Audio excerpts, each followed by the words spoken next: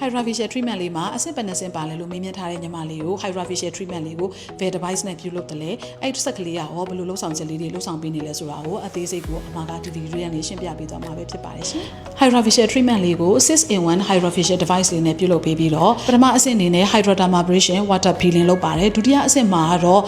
ultrasonic ultrasound အတန်လှိုင်းလေးပြုလုပ်ပေးပြီးတော့တတိယအဆင့်အနေနဲ့ကတော့ bipolar RF radio frequency ကိုပြုလုပ်ပေးပါတယ်ရှင်ကျန်တဲ့အဆင့်အနေနဲ့ cold hammer ice hammer oxygen polymer spray skin scrubber vibrating cleansing ဆိုတဲ့အဆင့်လေးပါဝင်ပါတယ်ရှင်Hydrodermabrasion water peeling ကတော့အရေးကြီးဆုံးအဆင့်ပဲဖြစ်ပါတယ်ဒီအဆင့်မှာဆိုလို့ရှိရင်ရေဖိအားနဲ့ vacuum စနစ်ကိုလေဖိအားစနစ်ကိုအသုံးပြုပြီးတော့ရေပြားပေါ်မှာရှိတဲ့ဆဲသေးတွေနောက်ပြီးတော့စာဝတ်ချန်တွေအညစ်အကြေးတွေအားလုံးကိုစုပ်ထုတ်ပေးပါတယ်ရေပြားအတွက်အရန်အရေးကြီးတဲ့ serum ကိုလည်းပြန်လည်ပြီးတော့ဖြည့်တင်းပေးပါတယ်ရှင်ဒုတိယအဆင့်မှာတော့ high frequency ultrasound တုံခါမှုကိုအသုံးပြုပြီးတော့ skin care product တွေကိုရေပြားရဲ့အတွင်းလာအောက်ထိစိမ့်ဝင်အောင်ကူညီပေးပါတယ်ဒါအပြင်သွေးလက်ပတ်မှုကောင်းစေပြီးတော့ဆဲအသစ်တွေပုံမှုပြီးတော့ပေါ်ထွက်လာအောင်ကူညီပေးပြီးတော့အသားယူပို့ပြီးတော့ကြည်လင်စေပါတယ်ရှင်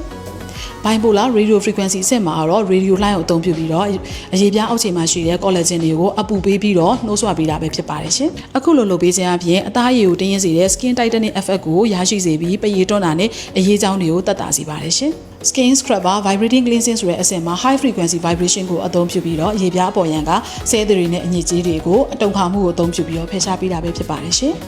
ဒီအဆင့်လေးကတော့နှာခေါင်းပေးရအစီခဲတွေကိုဖယ်ရှားတဲ့နေရာမှာအရန်ကိုထိရောက်ပါတယ်ရှင် Ice hammer ကို hammer အဆင့်လေးကတော့ကုသမှုတစ်ခုလုံးပြုလုပ်ပြီးသွားတဲ့အချိန်မှာအသားအရည်တွေနှီးမြန်းနေတာပဲဖြစ်ဖြစ်ဒါမှမဟုတ်ပွင့်နေတဲ့ချွေးပေါက်လေးတွေကိုပြန်ပိတ်ပေးတာပဲဖြစ်ပါတယ်ရှင်အေးလိုင်းကိုအသုံးပြုပြီးရဲ့အတွက်ကြောင့်အသားအရည်အေးမြစေပြီးရောင်ရမ်းမှုကိုလျှော့ချပေးပါတယ်ရှင်ဒါအပြင်အသားအရည်တင်းရင်မှုကိုလည်းထိန်းသိမ်းပေးပါတယ်ရှင်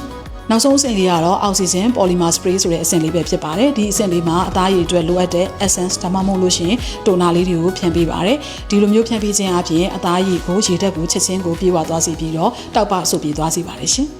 Hydrofacial treatment ကိုပြုလုပ်ပေးခြင်းအပြင် deep cleansing ချွေးပေါက်တဲ့ဒီတန့်စင်ပေးခြင်း moisturizing အသားရည်ကိုရေဓာတ်ဖြည့်ပေးခြင်း anti aging အရေးကြောင်းကိုလျှော့ချပေးခြင်းနဲ့ whitening ဆိုတဲ့အသားရည်ကြည်လင်တောက်ပခြင်းဆိုတဲ့အကျိုးကျေးဇူးတွေရရှိမှာပဲဖြစ်ပါတယ်ရှင်ဒါကြောင့်မလို့ Hydrofacial treatment လေးကိုစိတ်ဝင်စားရဲဆိုလို့ရှိရင် Oasis Blue Spa page messenger TikTok chat box နဲ့ဖုန်းနံပါတ်တို့ကနေတဆင့်ဆက်သွယ်မေးမြန်းနိုင်ပါတယ်ရှင်